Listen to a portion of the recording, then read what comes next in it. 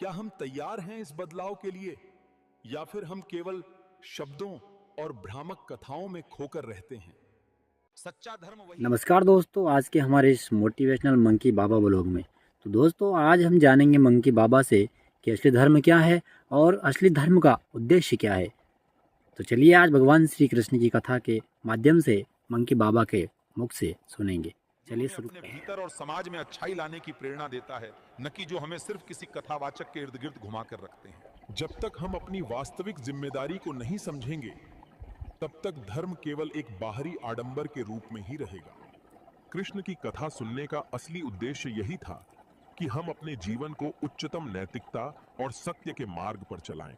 हमें यह समझना होगा कि धर्म कभी भी केवल किसी के व्यावसायिक लाभ के लिए नहीं होता, बल्कि यह एक नैतिक सही बात है। जिम्मेदारी का प्रतीक होता है। जब हम कृष्ण के उपदेशों को ध्यान से सुनते हैं, तो हमें यह समझ में आता है कि धर्म केवल अपने स्वार्थ से परे समाज और सही मानवता है। के बारे में सोचना है। भगवान कृष्ण ने हमें यह सिखाया कि सत्य और धर्म से कभी समझौता नहीं करना चाहिए, चाहे परिस्थिति कैसी भी हो।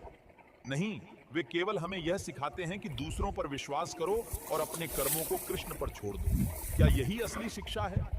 यदि हम सच्चे कृष्ण भक्त बनना चाहते हैं, सही बात है। तो हमें अपनी व्यक्तिगत और सामाजिक जिम्मेदारियों को समझने की आवश्यकता है। धर्म का असली उद्देश्य ये नहीं है कि हम केवल दूसरों से पूजा करवाएं या उनसे धन इकट्ठा करें। सही बात धर्म है। का असली उद्देश्य है, अगर हम सच्चे धर्म का पालन करना चाहते हैं, तो हमें अपने जीवन में उस विचारधारा को अपनाना होगा जो भगवान कृष्ण ने हमें दी थी। हमें यह समझना होगा कि धर्म के बिना हमारा जीवन खाली और दिशाहीन होगा। धर्म ही है जो हमें जीवन के सही मार्ग पर चलने की दिशा दिखाता है। भगवान कृष्ण का संदेश यही है कि हमें किसी भी कठिनाई से डरने की जरूरत नहीं है। हमें हमेशा सत्य और धर्म के साथ खड़ा रहना चाहिए। यदि हम केवल शब्दों से धर्म का पालन करने का दावा करें और हमारे कर्म इसके विपरीत हों, तो वो कभी सही भी बात है। सच्चा धर्म नहीं हो सकता। सच्चा धर्म वही है जो हमारी सोच, हमारी कर्म और हमारे शब्दों में दिखेदार है, और यही कृष्ण सही की बात है। सिखाई हुई राह है। यदि हम सचमुच कृष्ण के भक्त हैं, तो हमें अपनी पूजा के साथ साथ अपनी हर गतिविधि में सत्य और अच्छाई की खोज करनी होगी। धर्म केवल किसी पूजा के रूप में नहीं, बल्कि हर दिन के कामों में, हर छोटे फैसले में, हर बिल्कुल विचार में सही होना कहा। चाहिए। जो लोग धर्म को केवल एक व्यवसाय समझते हैं, वे कभी भी समाज में सकारात्मक सही बदलाव बात है। नहीं ला सकते। सच्चा धर्म वही है जो यही हमें था। एक बेहतर इंसान बनाता है, न कि जो हमें अपने स्वार्थ और लालच की ओर ले जाता है। जब हम कृष्ण के उपदेशों पर ध्यान केंद्रित करते हैं, तो हम सही पाते बात हैं है। कि उन्होंने हमें केवल भक्ति का नहीं, बल्कि जीवन जीने सही का है। तरीका भी सिखाया। क्या हम उस रास्ते पर चल रहे हैं जिस पर कृष्ण ने हमें चलने के लिए कहा था, या फिर हम अपने मनमाने रास्ते पर चलने में लगे हैं? धार्मिक आस्थाओं का सबसे महत्वपूर्ण पहलू यह है कि वे हमें आत्मसंवेदनशील और समाज सही के बात प्रति है। जिम्मेदार बनाते हैं।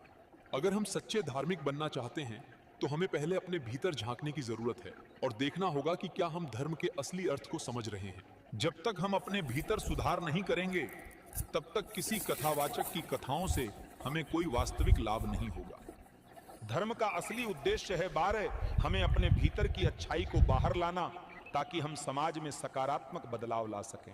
यही कारण है कि कृष्ण की कथा में हमें सिर्फ भक्ति के बारे में नहीं, बल्कि अपने जीवन में सत्य और न्याय का पालन करने की सही भी बात है। प्रेरणा मिलती है।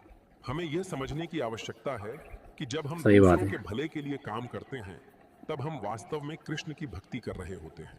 भगवान कृष्ण ने हमें यह भी सिखाया कि हर व्यक्ति का धर्म अलग होता है, लेकिन धर्म हमेशा हमें अच्छाई की दिशा में ही मार्गदर्शन करता है। क्या आजकल के कथावाचक हमें यह सिखाते हैं, या वे केवल हमें शाब्दिक उपदेशों में उलझा कर सही रखते बात हैं? है।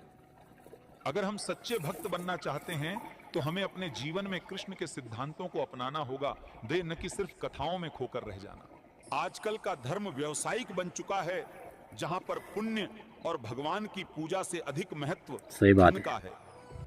तो दोस्तों आज के मंकी बाबा ब्लॉग को यहीं पर हम विराम देते हैं, और ऐसे ही मोटिवेशनल वीडियो मंकी ब्लॉग देखने के लिए, मंकी सत्संग को देखने के लिए, सुनने के लिए हमारे चैनल को सब्सक्राइब शेयर जरूर करें। जय श्री राम।